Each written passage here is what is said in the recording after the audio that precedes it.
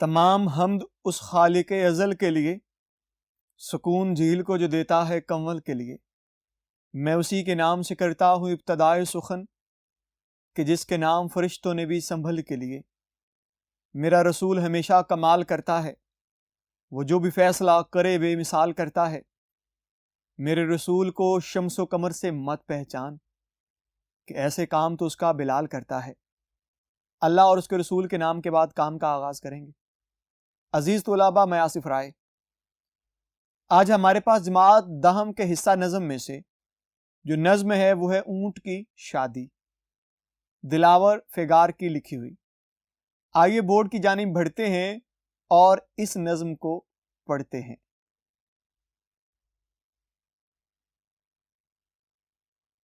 جی عزیز طلباء، آئیے آج کے شاعر دلاور فگار کی حیات میں سے، زندگی میں سے مختصر سا تعارف چند نکات میں موجود ہے۔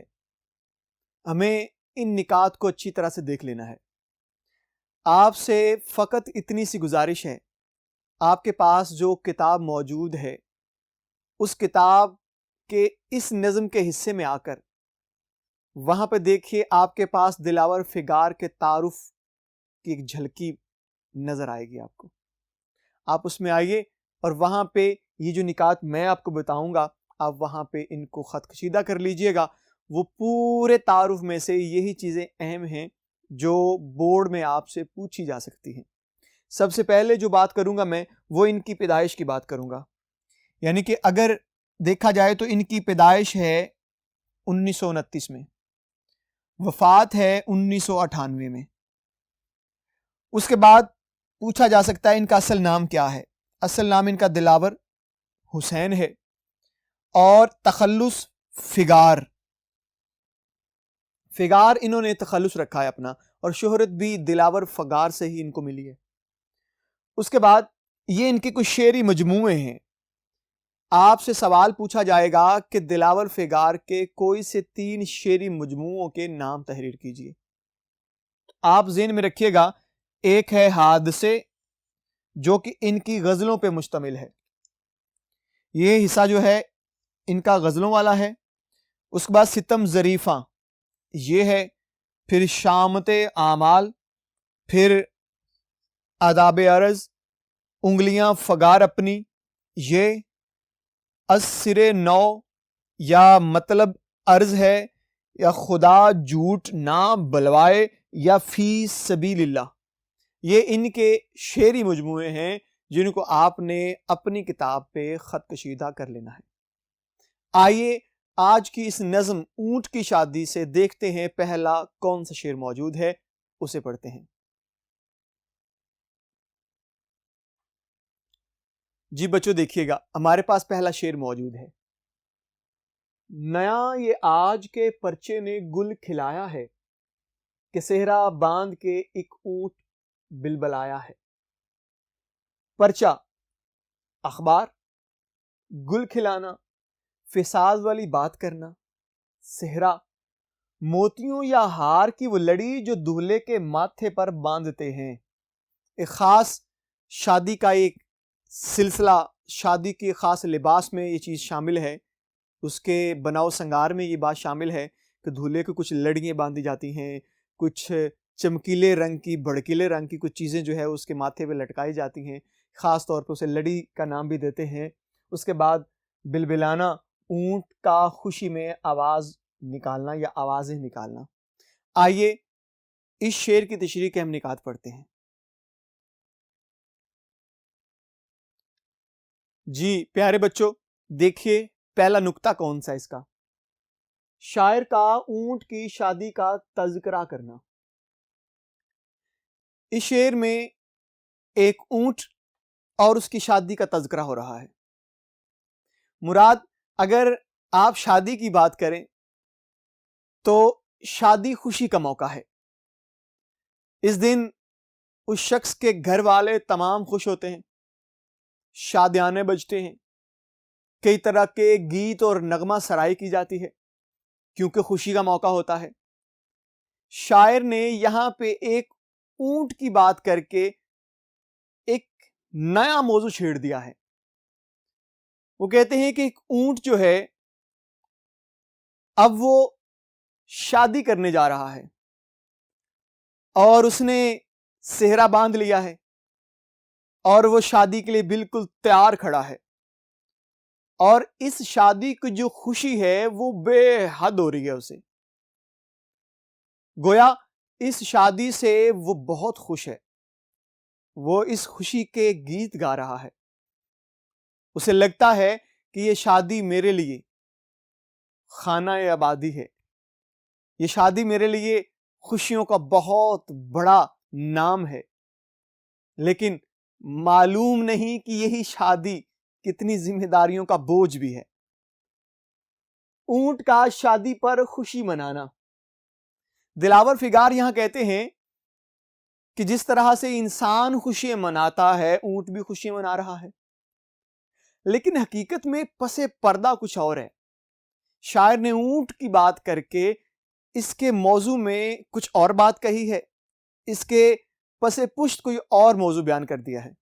دیکھا جائے تو اونٹ کی شادی ہے، اونٹ شادی کر رہا ہے، وہ خوش ہو رہا ہے، وہ بے مہار بھی ہو رہا ہے، لیکن اگر دیکھا جائے تو شاعر بتانا یہ چاہتے ہیں کہ جب انسان کی شادی ہوتی ہے تو خاص طور پہ مرد جب یہ خیال کرتا ہے کہ شادی کی خوشی ہے، جتنا وہ خوش ہو رہا ہوتا ہے، لیکن پس پشت دیکھا جائے تو ذمہ داریوں کے ایک بہت بڑا بوجھ ہے جو اس کی طرف بڑھ رہا ہوتا ہے۔ اس نے اپنے آپ کو ذمہ دار بنانا ہوتا ہے، اس نے معاشرے کی روایات کو دیکھنا ہوتا ہے، بہت سے معاملات کو طے کرنا ہوتا ہے۔ اس لیے شاعر یہاں پہ ایک طنزیہ بات کر رہے ہیں، طنز کر رہے ہیں کہ اگر اونٹ کی شادی ہو رہی ہے اور وہ بڑا خوش ہے تو حقیقت میں انسان بھی تو بڑا خوش ہوتا ہے شادی پہ، لیکن اس کے بعد کے راز کھلتے ہیں کہ یہ ایک ذمہ داری ہے اور اسے نبھانا بھی پڑے گا۔ جی پیارے بچوں، یہ تھا پہلا شعر اور اس پہلے شعر کی تشریح کے اہم نکات۔ آپ جانتے ہیں کہ آپ کی جماعت میں جو سالانہ پرچہ ہے اس میں ایک شعر کی تشریح 8 سے 10 سطریں ہوتی ہے، سطریں مراد لائنز، اور اگر 10 سے آپ 12 بھی کر لیتے ہیں تو حرج نہیں ہے، آپ 15 تک بھی کچھ لوگ چلے جاتے ہیں، حرج نہیں ہے، 15 سے اوپر جانا مناسب نہیں ہے، آپ 10 رکھیں، 12 رکھیں، 8 اس کے درمیان میں رہیں، یہ زیادہ بہتر ہے، کیونکہ 2 نمبر کی آپ کی تشریح ہے تو ضروری ہے کہ اس کی طوالت کو نہ بڑھایا جائے۔ آئیے اس کا دوسرا شعر پڑھتے ہیں۔ شتر کے گھر میں پیام بہار ہے صحرا، کبھی کبھی تو بڑا بے مہار ہے صحرا۔ شتر کہتے ہیں اونٹ کو، پیام بہار یعنی بہار کا پیغام، بے مہار قابو سے باہر۔ جی پیارے بچوں، آئیے اس شعر کی تشریح کے اہم نکات پڑھتے ہیں۔ جی بچوں دیکھیے گا، ہمارے پاس جو پہلا نکتہ ہے یہاں پہ وہ ہے اونٹ کا اس شادی سے بے حد خوش ہونا۔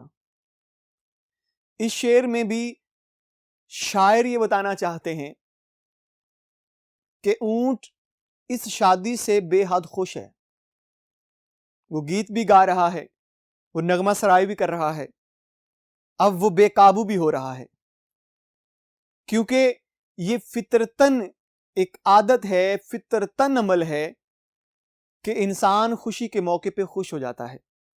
اونٹ بھی بے حد خوش ہو رہا ہے اور وہ اپنی خوشی کو جھوم جھوم کے لطف اٹھا رہا ہے، وہ خیال کر رہا ہے کہ یہ میری زندگی کا بہت بڑا لمحہ ہے، مجھے اس پہ نغمہ سرائی کرنی چاہیے۔ اس کے بعد اونٹ کے گھر میں ہر سمت خوشی، اونٹ اتنا خوش ہے کہ وہ خوشی منا رہا ہے، اس کے اہل خانہ بھی خوشی منا رہے ہیں۔ مراد ایک اونٹ اگر خوشی منا رہا ہے تو اس کا مطلب یہ ہے کہ وہ اشارہ کر رہے ہیں طنزیہ طور پہ بھی، پس پردہ بھی، کہ ہمارے انسانوں میں جب خاص طور پہ کسی مرد کی شادی ہوتی ہے تو اس کے اہل خانہ بھی اس کے ساتھ ان خوشیوں میں شریک ہو رہے ہوتے ہیں، ہر شخص بڑا خوش ہو رہا ہوتا ہے، ہر کونے میں خوشیوں کا جشن منایا جا رہا ہوتا ہے، ہر طرف لہر بہر ہوتی ہے، اس لیے کیونکہ گھر میں شادی کا سماں ہے۔ لیکن ساتھ ہی شاعر نے بڑے خوبصورت انداز کے اندر بے مہار یہ بات کہہ کے ایک نیا طنز پیدا کر دیا ہے۔ وہ کیا کہنا چاہتے ہیں کہ اونٹ کا بے مہار ہونا، یعنی کہ بے مہار ہونا ایک مہار ہوتی ہے جسے باگیں بھی کہہ لیتے ہیں لوگ، اونٹ کی نوکیل جسے آپ کہتے ہیں، اس کے ناک میں ڈال کے اسے پکڑا جاتا ہے، جکڑ لیا جاتا ہے اسے۔